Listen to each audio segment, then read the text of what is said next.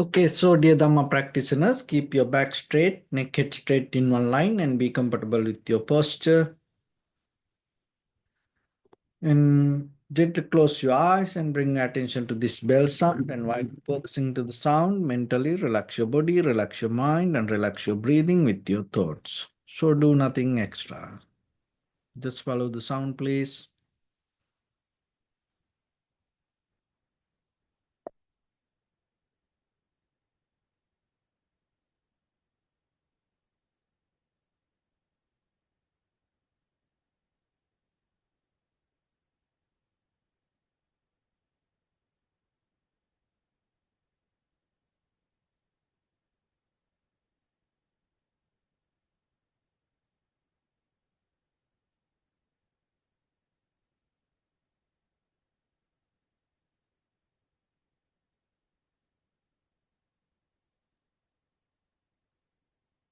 Namo tassa bhagavato arahato samma sambuddhassa.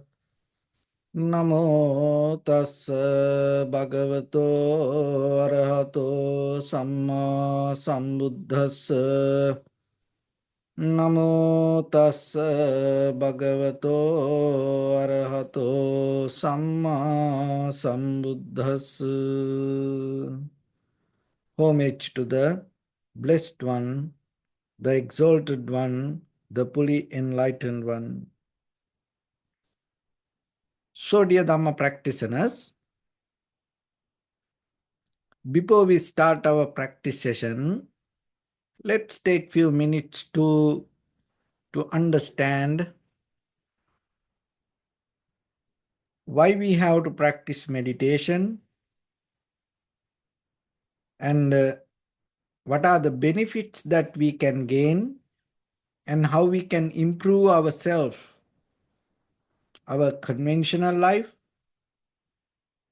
and at the same time, how we can apply it to our spiritual development. So when it comes to our bodily, verbally, mentally actions, if that action become profitable to you, it always bring the good benefit while you are doing it and after do it, and even it not going to affect by the timing. So wherever you go and in what time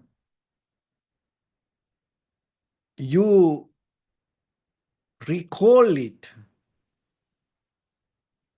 and it's going to be there with you. So we all as ordinary people, we all look for help. Everywhere in this conventional world, help is very necessary. We all need help. That's why sometimes the Buddha even come to this world to help us. In conventional life, when you go here and there, you can see there are many help centers, and there are help lines, and you can call and ask for help. So like that, when it comes to this help, and you have to know that just by ourselves, how we can be very sustainable in a certain way without depending from this outside help. So spiritual practice is a kind of like a place that you can stand on it and deal with any situation when it comes to our day-to-day life. So you have to understand the value of it, and you have to practice it by yourself. You have to master it by yourself. So the mastering is a spiritual practice, is a art. So it's not even the spiritual practice, that whatever, anything, if you want to practice even the physically, there is an art for that. In that art, one of the thing is consistency. Keep doing it and have the faith, confident, and again and again and again, and at the same time having a disciplined mind, say no to a lot of other things. And we talk about letting go. It's a very big topic in the world. And sometimes when it comes to letting go, we kind of like thinking, resisting in our mind certain things. It's kind of like stay away from things itself. Because we have a nature to interfere with things, situations, moments, with ideas, actions, even just with thoughts. So, can you stay without interfering to any situation? It's a skill. It's a kind of like a way, letting go.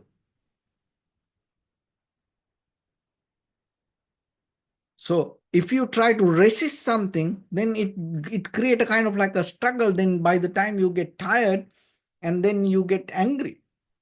So, kind of like just imagine you want to let go this, and you try to throw this, and you try to push this away, and again and again. You can't destroy this. It's going to come back in a kind of like in a different way. Maybe you can cut it to pieces, but it's going to become something else then. And then maybe you burn it, then it become ashes, smoke, then it's going to come as something else. Then maybe you want to resist this, and you, with the anger, you cut it, you burn it, and then you start to see the smoke as a ghost come behind you. So then it is invisible and you cannot get out of it. So that's the negative part of trying to resist. This is the misunderstanding or the wrong way people try to practice letting go. They try to push things away. You can't. What you can push it away? Nothing. So don't try to put your effort, put your energy to throw things away, or let kind of like push things away. Or don't have any struggle to fight with anything, believing you want to let go it. The way to let go, let it be. Remember that. Don't interfere with it. Just imagine then, whatever around you, that if you are allowed that things to let it be, and you become free from it. So this inner behavior to interfere again and again create a struggle. So this spiritual practice will help you to little bit find the balance in you and allow you to keep that balance and be sustainable without getting help from the outside or depending from somebody or something. Just imagine yourself. Are you capable to be sustainable like that? So then let's come from the outside things. So can you stay away from your loved ones? Can you stay away from the people you appreciate? Can you stay away from the people who always admire you? And then the next, another part, look very carefully. Can you stay away from the people criticize you, blame to you, fight with you? Can you just let them to be wherever they are as who they are? Don't bring any modification to yourself. Don't bring any kind of like imagination to yourself, thinking this person did like this, that person did like that, like that. So that also kind of like we are depending our deeper emotions, because we have the anger, hatred, jealousy. Remember that. Those are need some kind of place to settle down. And sometimes our own thoughts create a imagination, and we are depending on it, and our anger, hatred, jealousy nourish through our own memory, not that outside. It's a kind of like a very tricky, place to understand yourself. This is the very behavior of mind. And when it comes to that, if you look very carefully, little by little, and if you master the ability to be sustainable, that's mean what? You are capable to let things to be as they are, and you have become very limited to your conscious decision. So then always remember that your anger, hatred, jealousy, fear, unsatisfaction, anxiety, depression, this all depending from your own thoughts. It's a kind of like a energy that create inside you.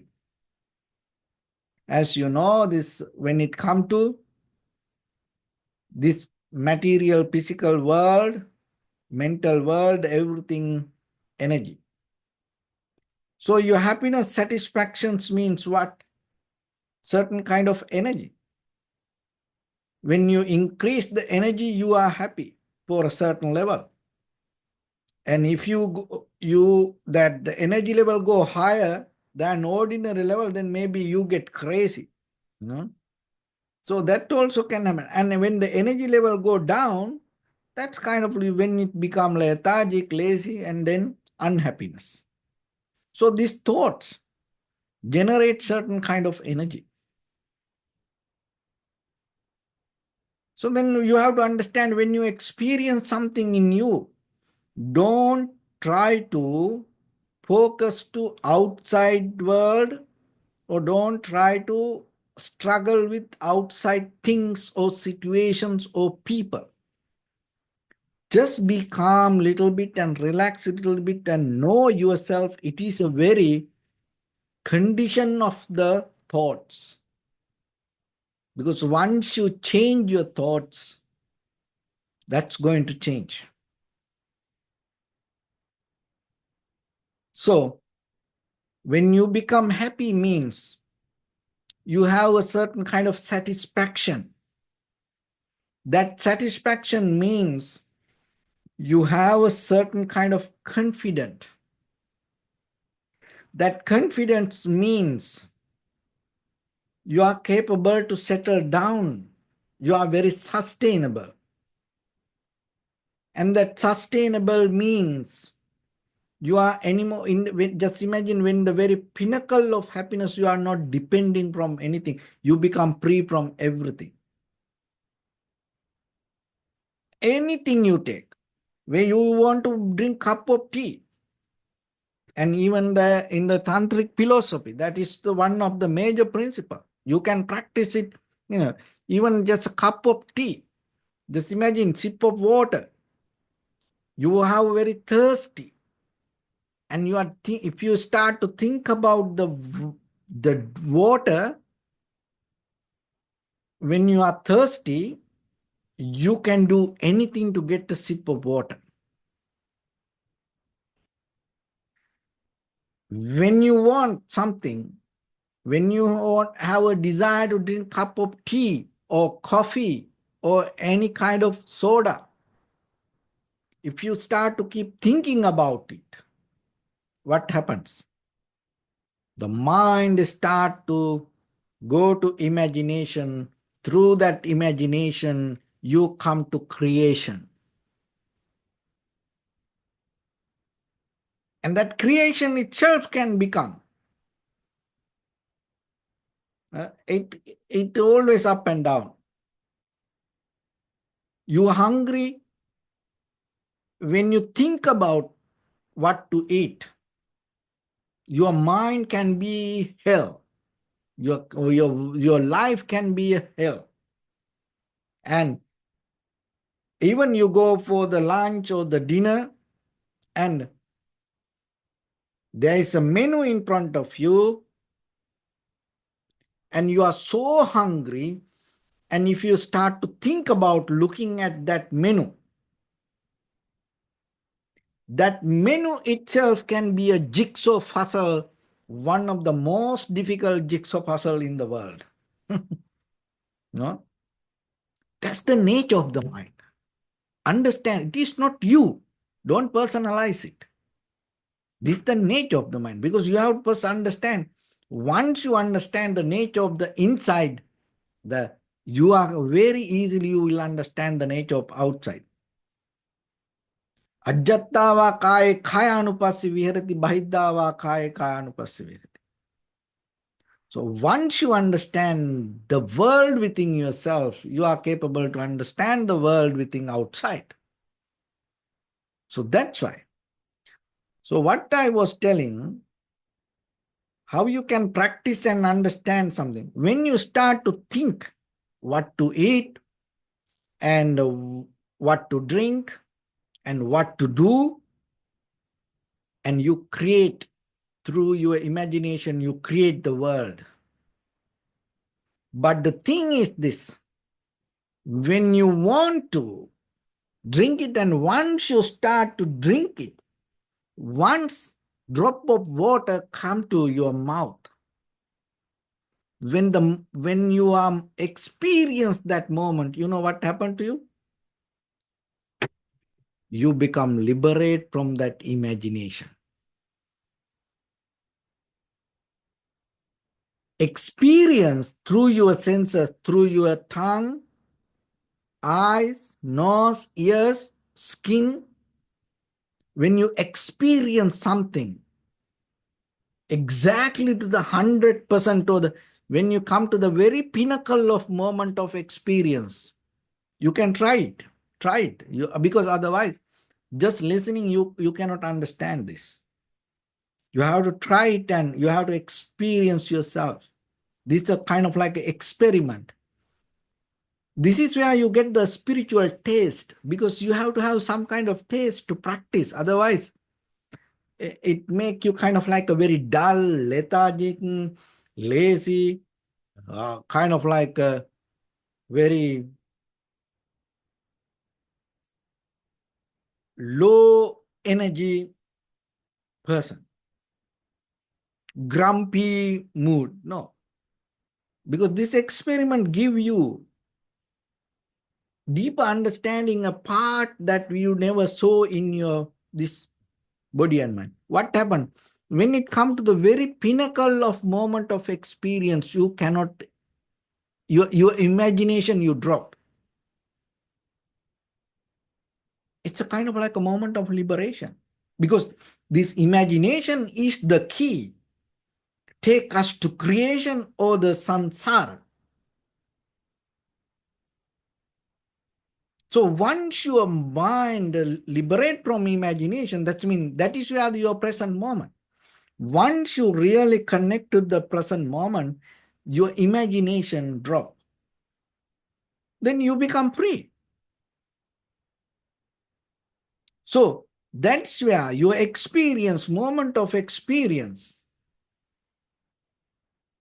once you come to the very, very right level, once you merge with the contact with your eye, ear, nose, tongue, body, mind faculties,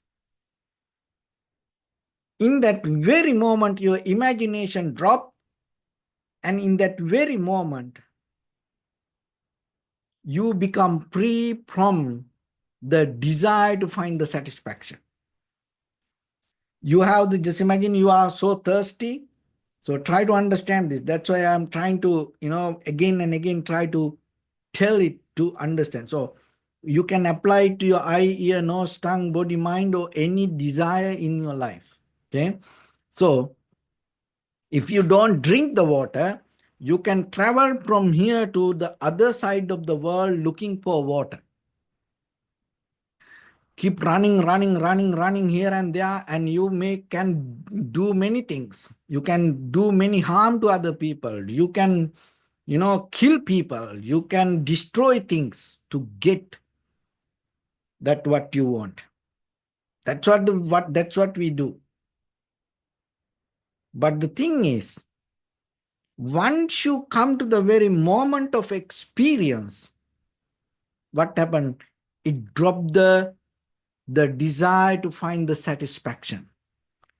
Once the drop of water, sip of water, touch the thirsty, quench the thirsty, in that very moment,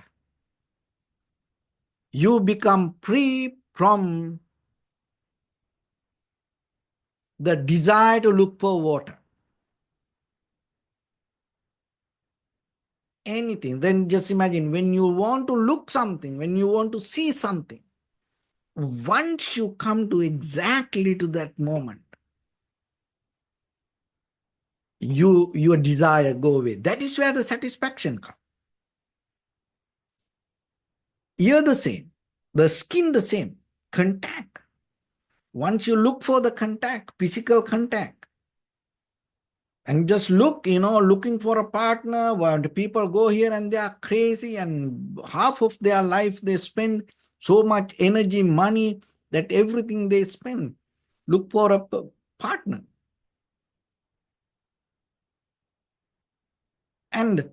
But the thing is, once you come to the very pinnacle of relationship, the physical contact, in that very moment, you have no idea about even the person in front of you.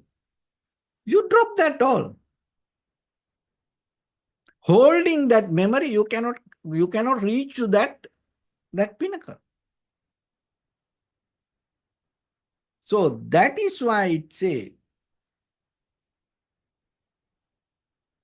your happiness means emptiness.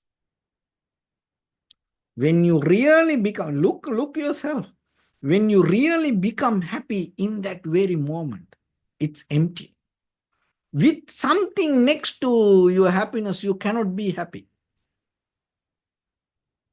This is a different way, different angle to look how you can achieve this spiritual happiness. Because in the conventional level, our happiness always depending from something.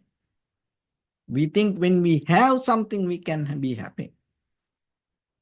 Of course, that's the conventional level. We cannot resist it. We cannot say no to it. But the thing is, it can take you to certain level. But what happened in the very end, very edge of the relationship or the contact, once everything complete from the outside, and once the experience come from the inside, in that very moment, you are disconnect from everything from outside. So, I can bring the tea from Sri Lanka, Ceylon tea, very famous tea, and I can boil the water and make a cup of tea, and thinking about this, all the goodness and the qualities about it, and add some milk, and then my whole process, when I, my tongue touch the tea, when the tongue consciousness contact the tea, what happens? If I really enjoy the taste in that very moment, I drop that entire process that I was thinking. And I am liberated from entire process of this tea. So like that. It is within you moment by moment, moment by moment. So then you are already liberated. Remember this, you are all that liberation, the freedom is already in you. Your happiness already in you, because your happiness is the key to enter to emptiness. The most of time people misunderstand, oh, emptiness. It's kind of like, letting go and emptiness and suffering. People just, they try to understand it in a kind of like a very shallow level. It's kind of like you are trying to play with the babysitting. No, it's a more deep. And so then it is your responsibility to understand about it. So then remember, letting go doesn't mean you struggle. Letting go means let it be. And then happiness means not holding something. Happiness means you are liberating from the process of imagination and creation. And that is where you experience the emptiness. So now you can exercise. Now you can practice and see. Try to enjoy yourself and find that happiness and see. Can you be really happy? Most of us, no, we can't. We don't know how to be happy. We think we can be happy. We look for happiness. But the thing is, when it comes to happiness, most of us don't know how to be happy.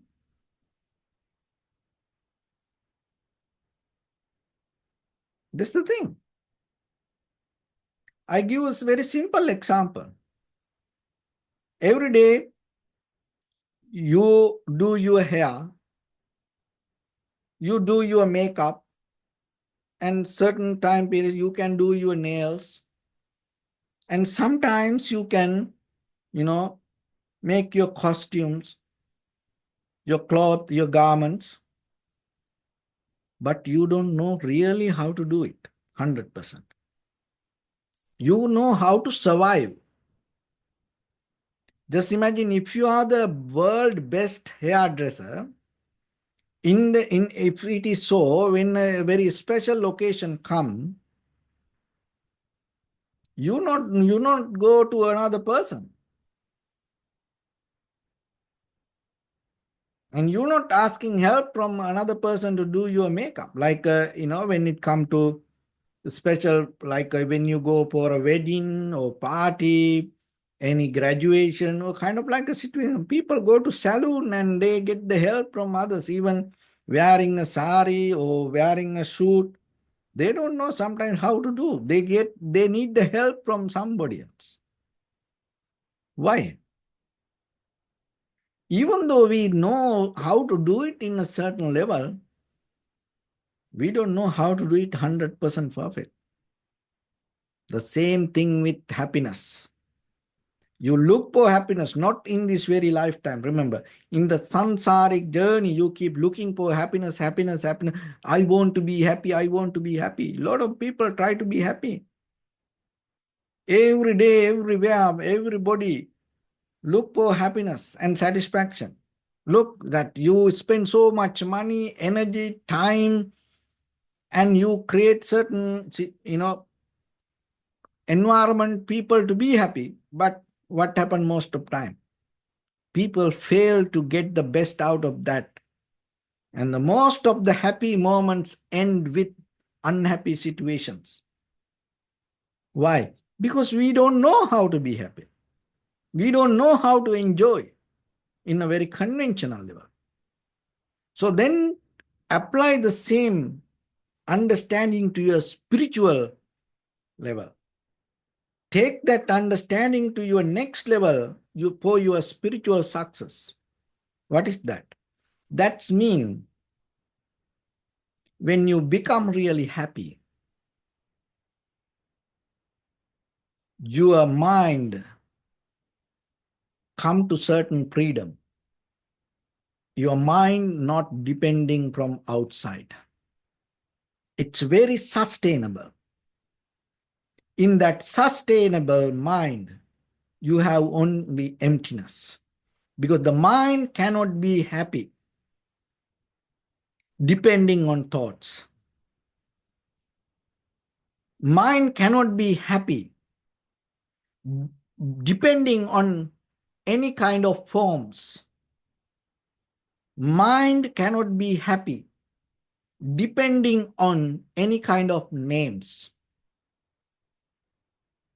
Of course, the car, it helps us to take us from one place to another place. It helps us to, facilitate the transportation. But the car we have to leave next to the house. We cannot take, we can just bring it to the garage. That's it. You cannot take it to your bedroom.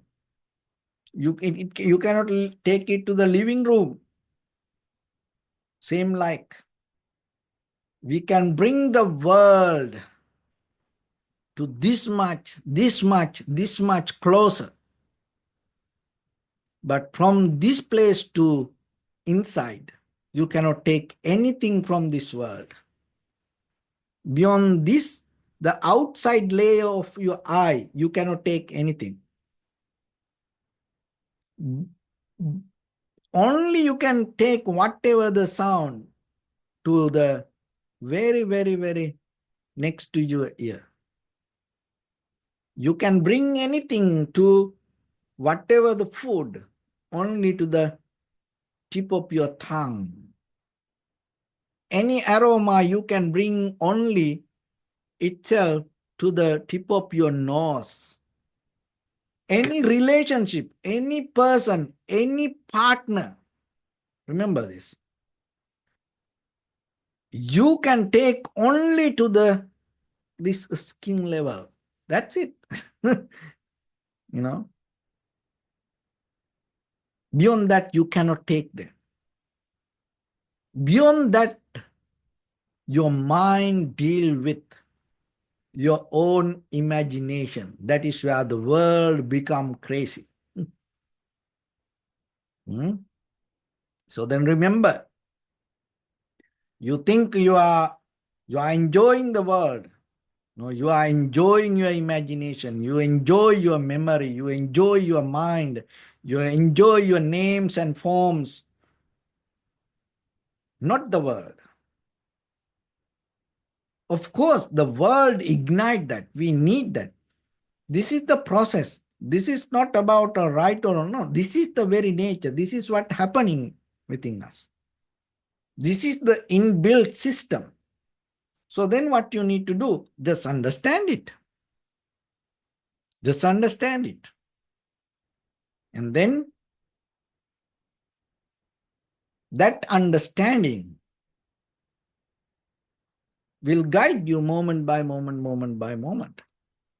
Because whenever whatever happens, it is not outside world. It is, of course, there is something, but that whatever happened in the outside world, not what you experience, it is something else. So just imagine we came for a very long journey. And even we don't know how long we came in this journey looking for happiness and satisfaction. So meditation is a kind of like, when you practice meditation, it's kind of like you stop when you drive kind of like a long distance. You stop for gas. So when you go to the gas station, you can see there is a water with that rubber to clean the windscreen. Why is that? Because sometimes when you drive, all the dust come and the fog can come and make kind of like a dark that is windscreen. See that? The clarity is already there. Understand this. But what happens from this outside, all the dust accumulated little by, not all the dust, part of some dust accumulated. And now your visibility is not 100%. It creates some gloomy, dark space in front of you. But the thing is this, just imagine what you experience is not the reality, because the glass, the windscreen itself is 100% clear. You cannot touch the windscreen. You cannot do anything to the very nature of the windscreen. The windscreen 100% clear, but what you experience is so different. So then what you do while you are,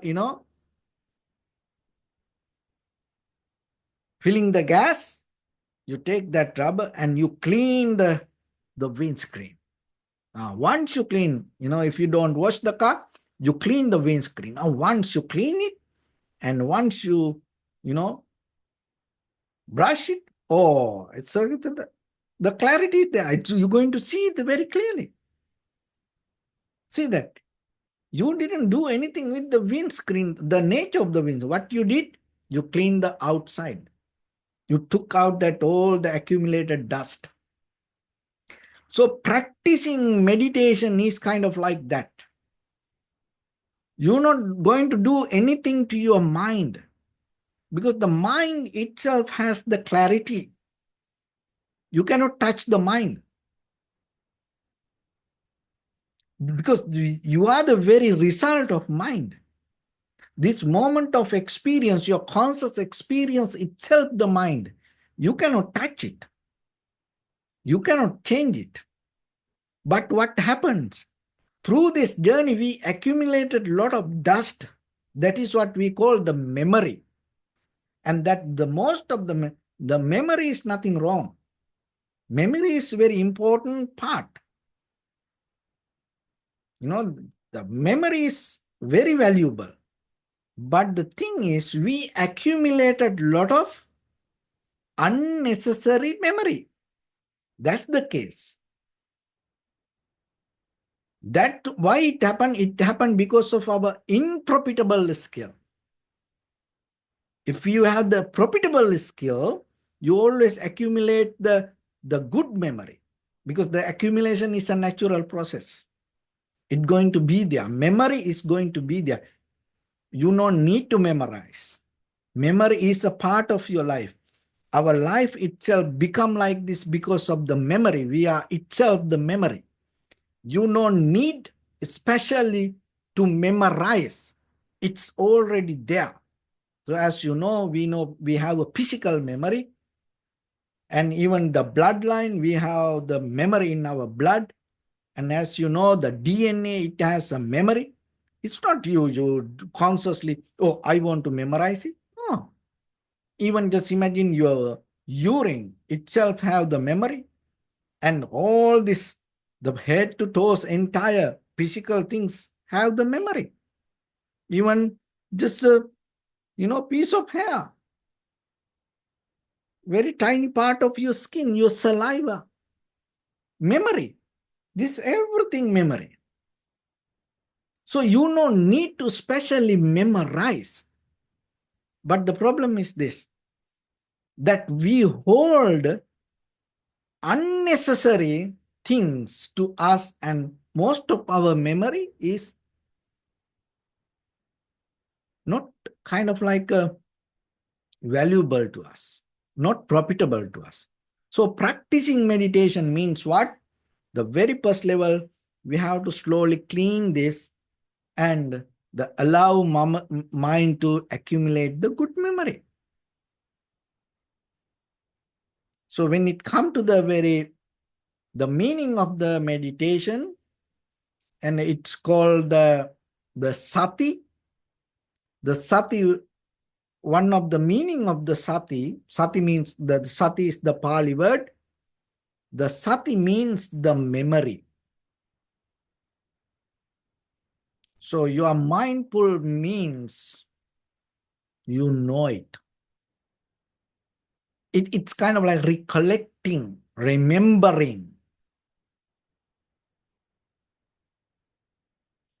And another way, the sati itself is the kind of like, you know the instructions.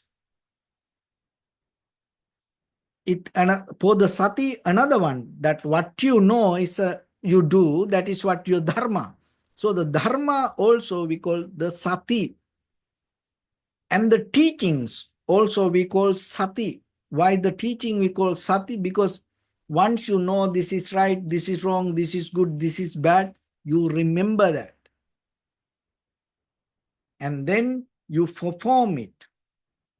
The whatever you knew as good, you keep doing. So that's become your teaching.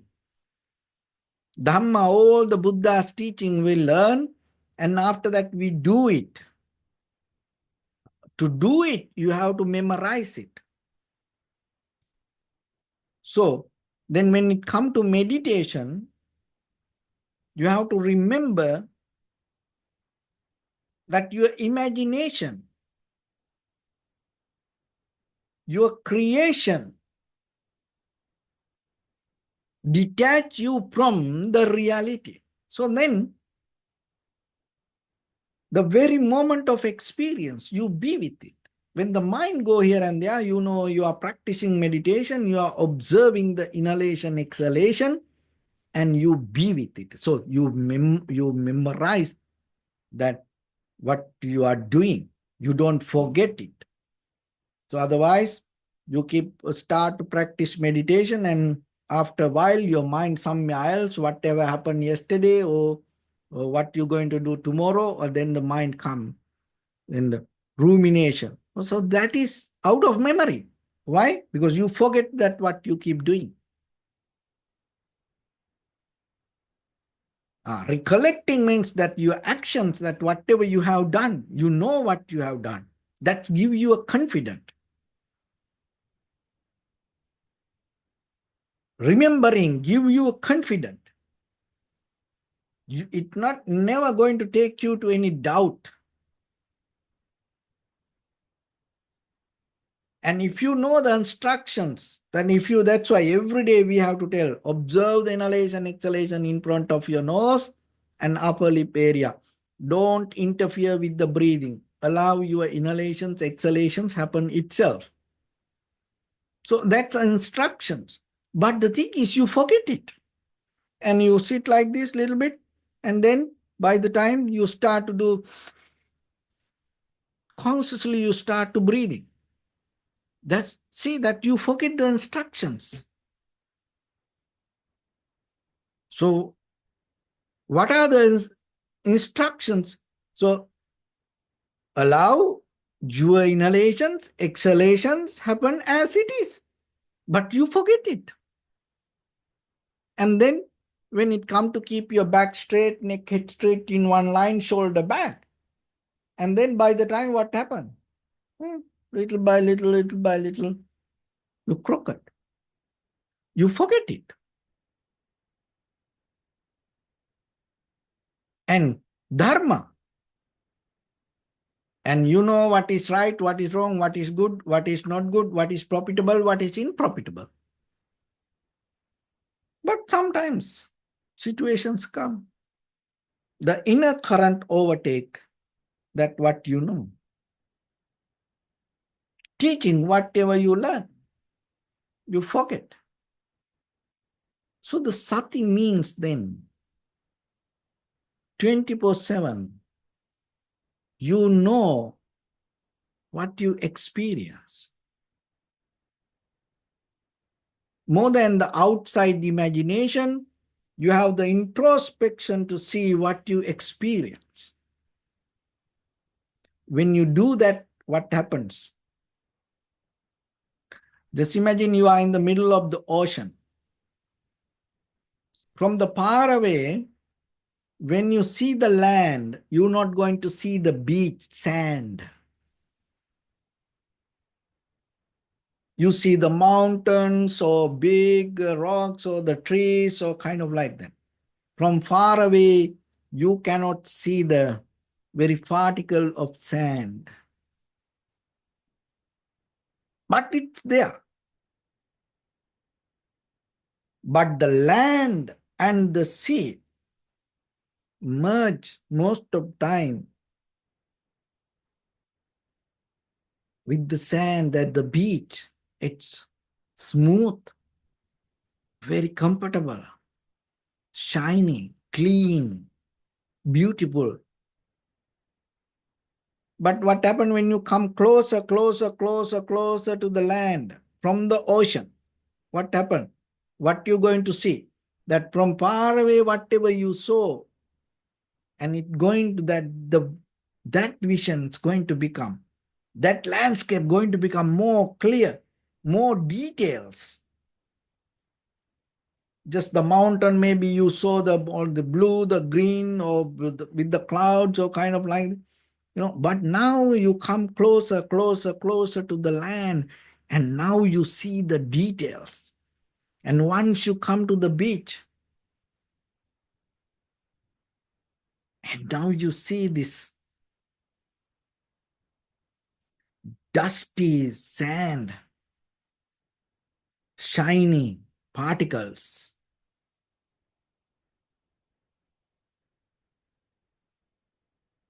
And then when you go a little bit more deeper, then you see there's nothing, it's empty. The same like most of the time we see things, we experience things from far away. We cannot come closer to it. Why we are far away? Because our imagination take us far away from the reality. So your experience itself take you very closer, contact, bring you closer to the reality. So nothing wrong, you are far away with your imagination. In the middle of the ocean, when you see far away a land, it gives you the hopes. That's very important. We need that.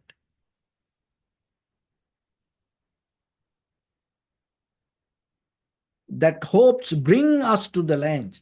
So like that, always remember, imagination is nothing wrong with that. But keep going forward, keep going towards the land.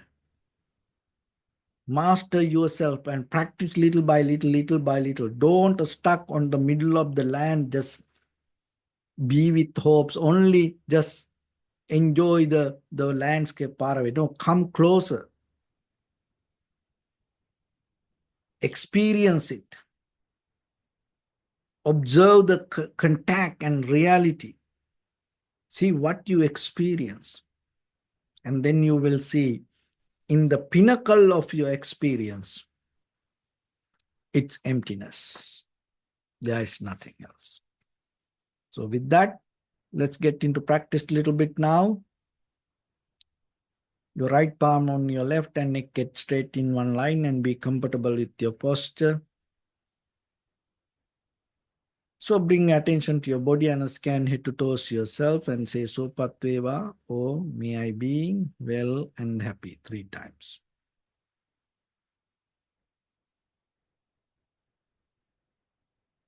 Take a moment and think. We gathered here in this moment to practice this ancient meditation technique. All the Buddhas, all the enlightened masters followed this path and achieved wisdom. So we also gathered here to accumulate that knowledge.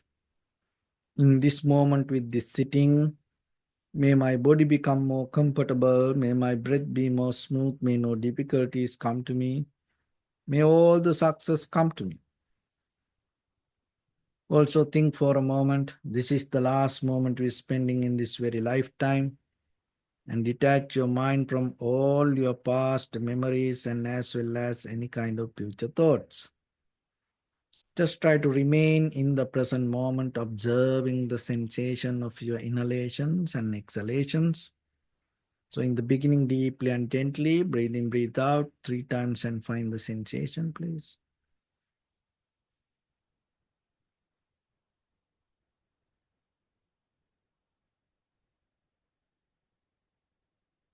And allow your inhalations, exhalations happen as it is. Do nothing extra.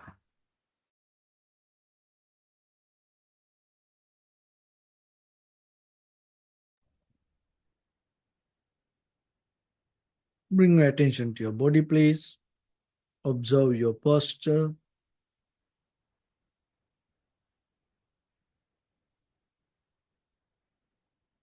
We cultivate loving kindness and compassion in our heart and radiate it as a light through entire your compound, village, city, state, country, world, around this universe.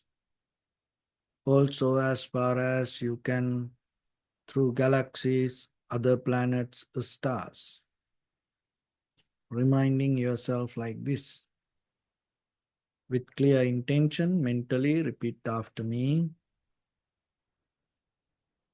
May all living beings in this universe be well and happy.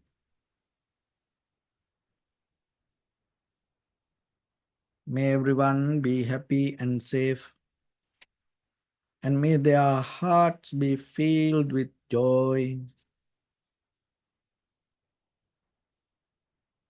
May all living beings live in security and in peace. Beings who are frail or strong,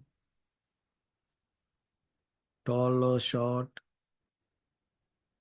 big or small, visible or not visible, near or far away, already born or yet to be born. May all of them dwell in perfect tranquility. Let no one do harm to anyone. Let no one put the life of anyone in danger. Let no one out of anger or ill will wish anyone any harm. Expand the loving kindness and compassion beginning from your heart forward. Visualize yourself and send it as a light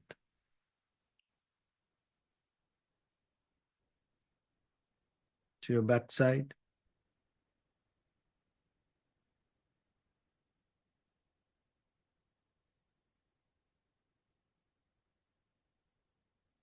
to your left side,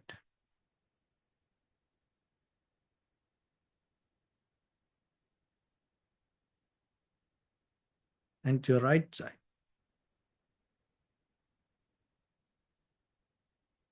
Downward,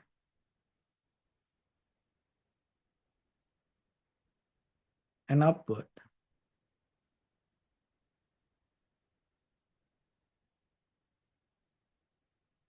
To all 6 directions at once, like the moon, the sun, spread the light, spread the energy without any condition, without any limitation, without any resistance, or without any judgment.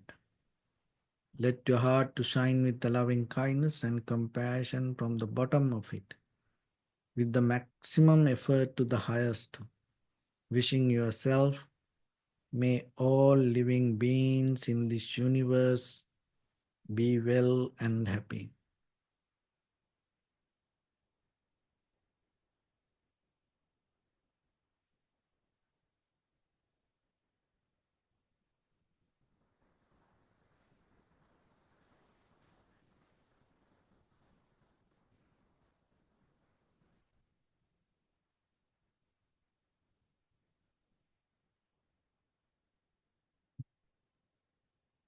Say sadhu, sadhu, sadhu. So first of all, we offer this practice to the great qualities of the Buddha, Dhamma and the Sangha.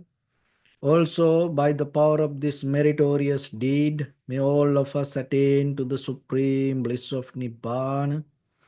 May all your guardian angels and deities will receive these merits and increase their longevity and protect all of you from any kind of planetary influences or any ill effects.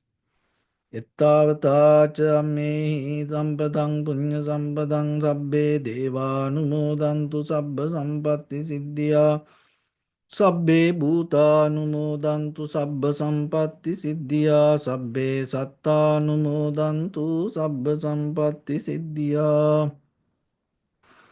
Imaya Dhamma Nudhamma Patipattiya Buddham Pujemi Dhammang Pujemi Sanghang Pujemi Attaya Imaya Patipattiya Jati Jara Vyadi Maranam Paribunjisami Idamme Punya Kammang Asavakkaya Vahang Hotu Sabba Dukkha Pamuncatu. Bless.